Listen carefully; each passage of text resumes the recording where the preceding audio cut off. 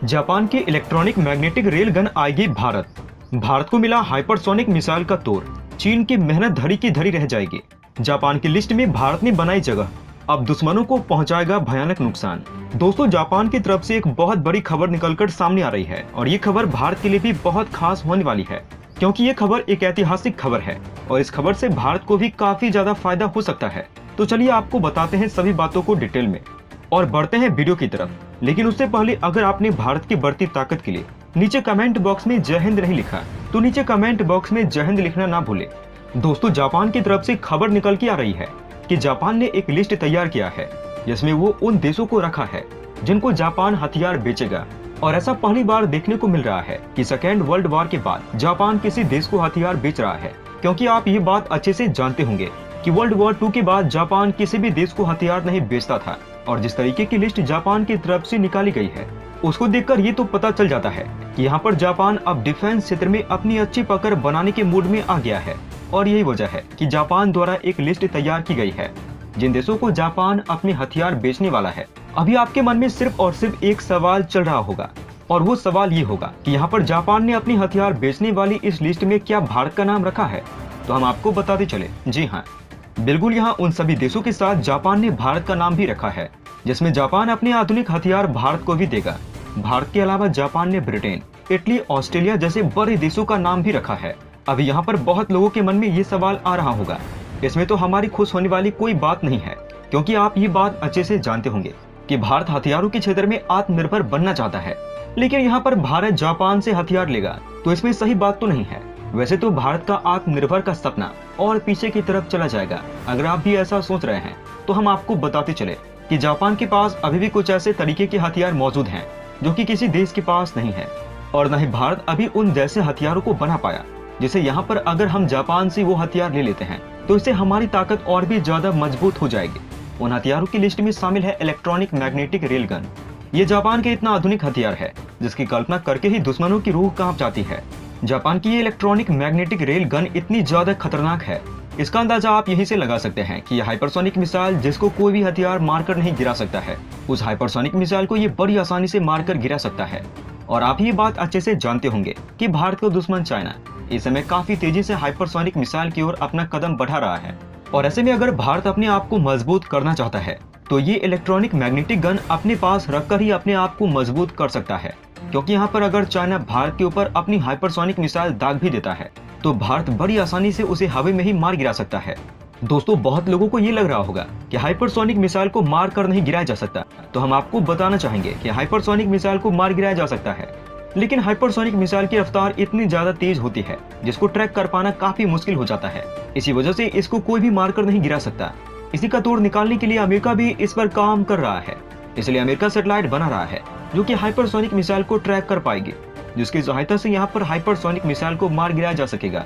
और यहाँ पर जापान की रेल गन इस जीत में उन देशों की मदद करेगी जो कि हाइपरसोनिक मिसाइल को मार गिराना चाहेंगे।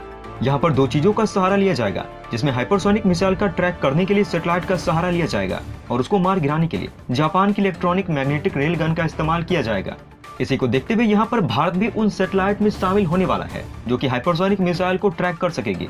यहाँ पर भारत के पास ऐसी क्षमता मौजूद हो जाएगी कि यहाँ पर भारत हाइपरसोनिक मिसाइल को ट्रैक भी कर सकेगा और मारकर गिरा भी सकेगा। जापान की तरफ से ये खबर निकल के आ रही है जिससे ये पता चलता है कि जापान FX नाम का एक नेक्स्ट जनरेशन लड़ाकू विमान भी तैयार कर रहा है। और जापान के पास अभी भी कई ऐसे आधुनिक मिसाइल मौजूद हैं जो कि भारत के पास अभी मौजूद नहीं है। और जापान की तरफ से ये लिस्ट जारी करना और इस लिस्ट में भारत को रखना, ये भारत के लिए काफी अच्छी और बड़ी बात है। इस चीज से बहुत लोगों को ऐसा लग रहा होगा कि यहाँ पर भारत आत्मनिर्भर के क्षेत्र में पीछे हट रहा है, तो हम आपको बताना चाहेंगे ऐसा बिल्कुल नहीं है। भारत अपने आप को मजबूत करने के लिए जापान से सिर्फ वही हथियार खरीदने वाला है जो भारत के पास इस समय मौजूद नहीं है, जिससे कि भारत की सुरक्षा को और भी ज्यादा मजबूत किया जा सके। क्योंकि भारत ये बात जानता है कि चीन उसके पड़ोस में बैठा है और वो भारत को नुकसान पहुंचाने का कोई भी मौका नहीं छोड़ेगा। इसलिए यहाँ पर भारत जापान से फायदा उठाने का कोई भी मौका नहीं छोड़ना चाहता। भारत की इस सोच को लेकर आप क्या कहना चाहेंगे, हमें नीचे कमेंट बॉक्स में लिखकर बता सकते हैं।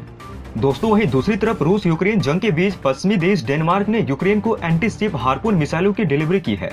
इन मिसाइलों से दुनिया की कोई भी ताकतवर सेना घबराती है। उधर रूस ने भी अपने सैन्य जखीरों में खतरनाक मिसाइल को शामिल किया है। वो इन खतरनाक शस्त्रों का इस्तेमाल इस युद्ध में खुलकर कर रहा है। ये हार्पून मिसाइल कई देश की सेना में तैनात है। यूक्रेन इन मिसाइलों को ओडिशा बंदरगाह पर तैनात करने की योजना बना रहा है। यूक्रेनी रक्षा मंत्री एलेक्सी रेजनिकोव ने कहा है, इस मिसाइल के मिलने से यूक्रेनी नौसेना की ताकत में इजाफा होगा। ऐसे में ये सवाल उठता है कि क्या ये हार्पून मिसाइल युद्ध का रुख बदल सकती है? क्या है इन मिसाइलों की खूबियां? रूस और यूक्रेन के बीच 94 दिनों से युद्ध जारी है। दोनों देशों की सेनाओं के बीच घमासान जारी है। यूक्रेन को अमेरिका और पश्चिमी देश सैन्य मदद कर रहे हैं। इस क्रम में डेनमार्क ने यूक्रेन को एंटीशिप हार्पून मिसाइल की आपूर्ति शुरू कर दी है। यूक्रेन की सेना इन मिसाइलों के शामिल होने के काला सागर में यूक्रेन की सैन्य ताकत कई गुना ज्यादा बढ़ जाएगी। आपको बता दें कि हार्पून दुनिया की सबसे खतरनाक मिसाइल में से एक है। कई युद्ध के दौरान उसने अपनी ताकत का लोहा मनवाया है। एक हार्पून मिसाइल 221 किलोग्राम वॉरहेड के साथ दुश्मन के युद्धपोत को निशाना बनाने में सक्षम है। इस हार्पून मिसाइल को ओडिशा बंदरगाह से संचालन किया जाएगा। इस बंदरगाह की सुरक्षा में पहले से ही नेपच्यून मिसाइल तैनात है। ऐसे में हार्पून और नेपच्यून मिसाइल का संचालन एक साथ किया जाएगा। ये मिसाइल एक्टिव रडार होमिंग का उपयोग करती है और दुश्मन के रडार से बचने के लिए पानी के ठीक ऊपर उड़ती है। हार्पून मिसाइल को मैकडॉनल्ड डगलस ने तैयार किया है। ये दो वेरिएंट में आता है, जिसमें पहला AGM-84E stand of land attack missile और दूसरा AGM-84HK मिसाइल है। ये एक क्रूज मिसाइल है। इस मिसाइल को फिक्स्ड विंग एयरक्राफ्ट युद्धपोत, पनडुब्बी और तट पर तैनात कोस्टल डिफेंस बैटरी के जरिए लॉन्च किया जा सकता है।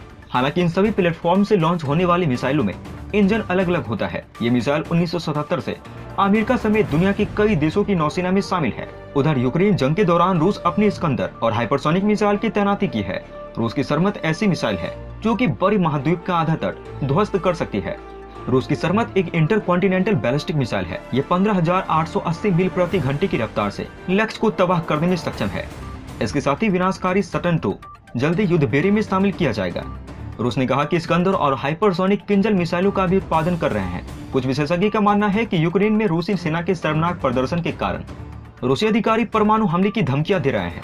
दोस्तों, भारत यहां पर जापान के साथ डील करके सही करेगा या फिर नहीं? आपको क्या लगता है? आप अपनी राय हमें नीचे कमेंट बॉक्स में लिखकर बता सकते हैं।